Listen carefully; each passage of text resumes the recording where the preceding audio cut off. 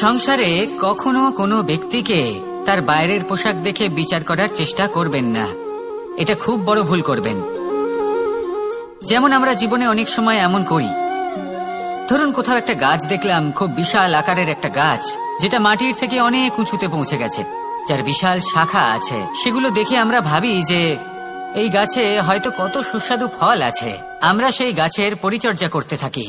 আবার অন্যদিকে হলো একটি তৃণ, যেটা মাটি থেকে কিছুটা উঁচুতে পৌঁছেছে, কিন্তু সেই তৃণর নিচে, মাটির নিচে অত্যন্ত সুস্বাদু ফল বা সবজি জন্ম নেয়, যা আমাদের স্বাস্থ্যের পক্ষে অত্যন্ত উপকারী। সেই জন্য কখনো আবরণ দেখে কাউকে বিচার করতে চেষ্টা করবেন না। তার বদলে এটা বোঝার চেষ্টা করুন যে আপনার সামনে যে ব্যক্তি আছে বা বস্তু আছে তার বিশেষত্ব কি।